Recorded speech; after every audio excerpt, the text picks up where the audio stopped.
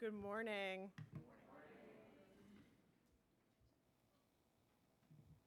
Okay. The world is a big place with lots of people in it. Among our 375 students, Brooks represents 4 continents, 13 countries, and 19 states. You come from schools in Indonesia and Kenya, Germany and Vietnam, Japan and Hungary. This continent, North America, is a big place too, and we have students hailing from Santa Ana, California, to Halton Hills, Ontario, and everywhere in between. Part of what makes our community special is that we bring with us our varied and distinctly unique past experiences growing up in different schools and cultures. In that diversity, we find strength, though in a classroom context, it can sometimes present a challenge as well as we acclimate to a new shared learning environment.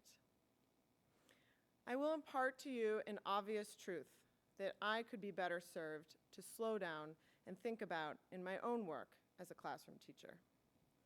Different cultures view learning differently. This summer, I spent time researching how cultures outside North America frame thinking around learning. You may have noticed that American society is individualistic, meaning it's oriented around the self. We encourage the self to be original, to produce something new in thought or product, and we protect the individual with rules and laws, patents and copyrights. These protections are rooted in a moral code we expect of one another. American society is outraged and publicly shames individuals when they violate this social contract. Here are a couple examples. This is Melania Trump, First Lady of the United States. You may recall that she was caught up in bad press for plagiarizing paragraphs of her 2016 Republican National Convention speech, and then again in 2018 for her Be Best campaign materials addressing online bullying, both taken from her White House predecessors. This reflected poorly on Ms. Trump, her speechwriters, and her staff. This is Fareed Zakaria. He hosts a show on CNN and serves as a columnist for The Washington Post and as an editor for The Atlantic. He is also an author of books like the one featured here, which used to be on the Brooks History Department's summer reading list and was required of all AP World History students. But then, in 2012, Zakaria plagiarized a portion of an article he submitted to Time magazine from historian Jill Lepore of The New Yorker. Since the article was also published in a different format on CNN, he was suspended from both news agencies. This was not Zakaria's first instance of plagiarism, as he also faced accusations in 2009. Following this news story, the history department did not feel that they could promote his book in good conscience and removed it from the summer reading list. Point made. Back to thinking about American culture, your teachers could really take the concept of individualism and run with it, whether discussing American exceptionalism in US history or capitalism in economics. You get the picture. Americans are looking out for number one, and they don't like it if you don't give credit where credit is due. I am not holding up this cultural perspective as good, right, or just above all others. I am merely highlighting its existence for you. Acting like a sociologist, I will now highlight another cultural perspective, also not good, not bad, just different. By contrast to the aforementioned cultural mores of American society, Audrey Campbell of Turnitin describes a collectivist culture. She writes, "A collectivist culture is one that prioritizes the goals and desires of the whole over the needs of the individual." As a result of these collectivist cultural norms learned over many generations, some East Asian countries like South Korea, Japan, and China view ideas that are beneficial to and shared by the community as universal knowledge, and therefore do not emphasize individual attribution. Collectivist culture is not limited to an ethnic or national commonality and can emerge in specific professions as well, such as nursing. In the field of nursing, the focus is on caring for others, and therefore information sharing that does not highlight attribution. Furthermore, there are cultures that emphasize memorization of existing scholarship as a sign of respect. Hailing from Confucian times, the concept persists that committing the teachings of wise scholars to memory and repeating those ideas equals optimal learning. This pedagogical approach is often referred to as the banking model, which sees students as containers into which knowledge must be placed. This differs from a Western academic culture where originality of thought is emphasized. Outside of East Asia, this is true in African countries like Eritrea or Ethiopia, Central Asian countries like Turkmenistan or Afghanistan, and Middle Eastern countries like Iran or Iraq. None of these countries have copyright laws. Studies demonstrate that from Russia to Brazil, the cultural understanding of plagiarism differs greatly from the United States. What I learned from this research is that we must all think about academic integrity as a learned concept. Last year, I showed you a picture of Cal and told you that we humans are not born with integrity. We learn it. What I am saying to you this year is that academic integrity has cultural nuances that can be unique to a continent, a country, a state, a school. I ask us all, students and teachers, to think about where we learned it and what it means relative to the culture in which we were raised and the one in which we currently attend school. While enrolled at Brooks School, it is important we all learn our community's expectations around academic integrity. As you may know, our mission at Brooks is to provide students with the most meaningful educational experience you will have in your lives. This mission, which we take seriously and live joyfully, is supported by 6 core values.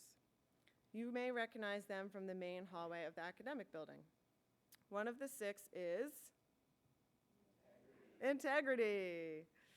There it is, or being honest with yourself so that you may be honest to others. It can mean different things to different people and can apply to a wide range of actions and behaviors. A group of 20-odd students and teachers learned that when we partnered together to create our community pledge, new this year, which outlines what tenets of integrity we can trust each other to uphold while we live and work together at Brooks School. You will be introduced to this pledge and have the opportunity to sign it at student-led 4 meetings coming up soon. In the meantime, I will focus on one of 5 pillars comprising the pledge. You can trust me to conduct myself with academic integrity. Upon enrollment and when you sign this pledge, you are committing to doing your own work. And when given permission to rely upon the work of others, you are promising to give credit where credit is due. This is true in all classes, even art, even self and community. If you research, you must cite. If you are asked to write in a second language, you cannot use Google Translate, not even one word. Use word reference. If you collaborate on a lab report, you must indicate that you have done so. When you operate outside of these expectations, we call it cheating or plagiarism. Moving forward, we are asking 2 actions of you.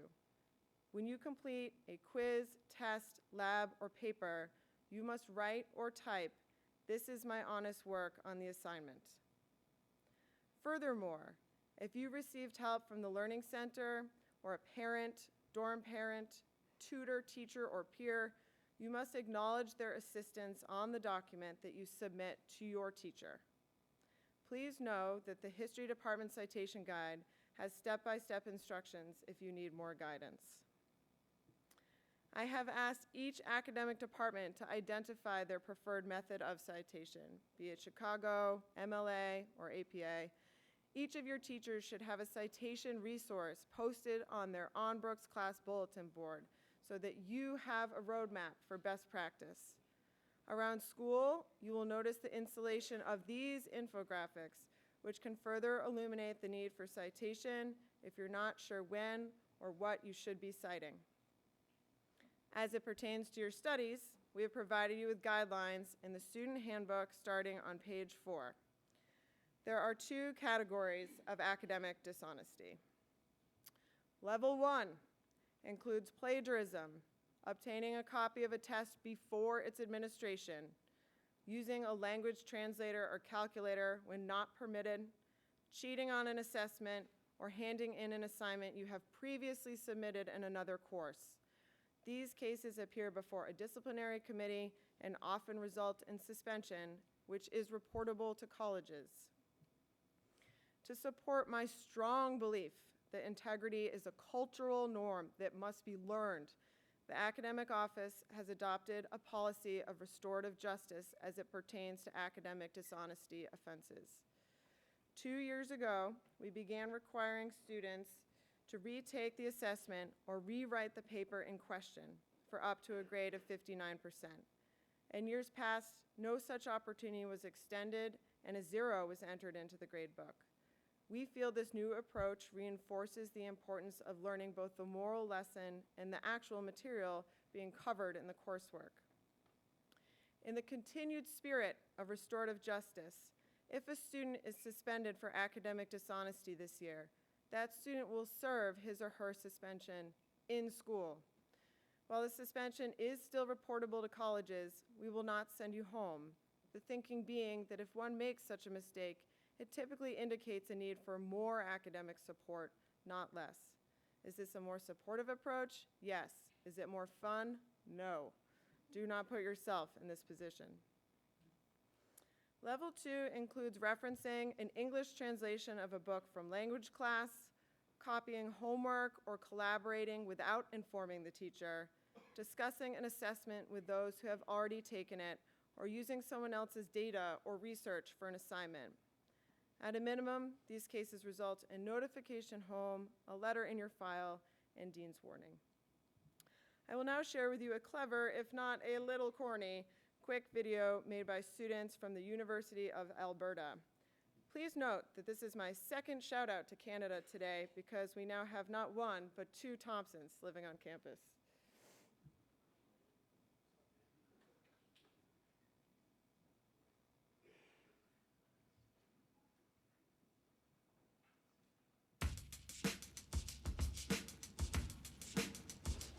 Oh, you like coffee?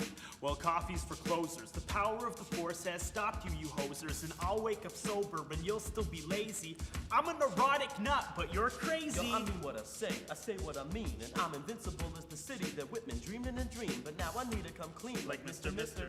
Cause as you know, everyone is a little bitter. A little, cause they won't amount to jack squat. I am Jack's laptop. Jack is such a dull boy. Change yourself, Tolstoy. You're looking sketchy like the kids in the hall. You're killing me, Smalls, and I'm large. Shelley Duvall. But Mike, I'm ready to fall, so you better call Saul. Got 99 problems, I'm forgetting them all. Like if I could, I would always work in silence and obscurity, but whether or not I do it could be anyone's call. So, cite your sources like a freaking adult. Haha, cite your sources like a freaking adult. Cite your sources like a freaking adult. Haha, cite your sources.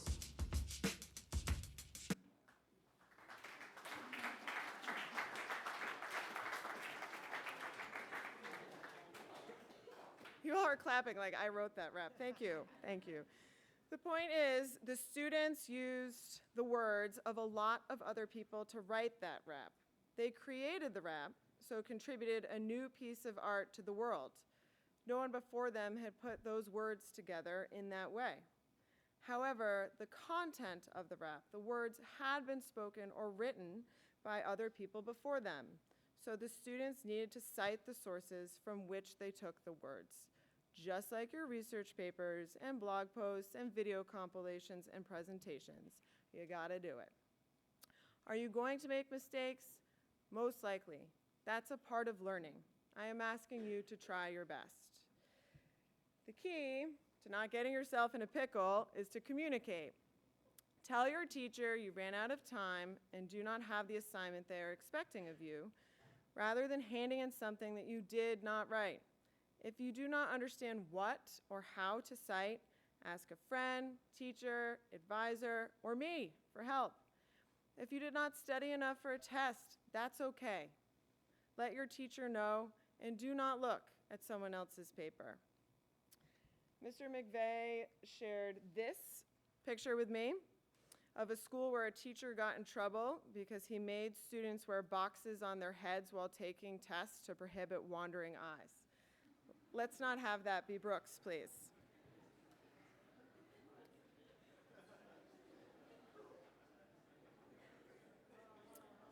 Above all, remember #yet. It's okay to not have mastered all these skills yet.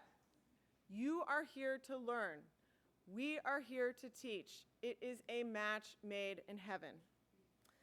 Before I vacate this pulpit, I want to leave you with a couple beautiful realizations that I had during my preparation for this speech. First, Miles Foster can hug 4 people at one time. That's pretty incredible.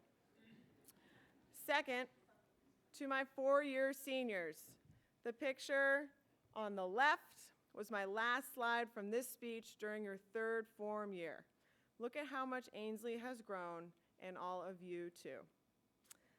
That's it for me for this year. Just like Mr. Latham says about winter term, but with a little spin on it, here's wishing you the best school year, #yet.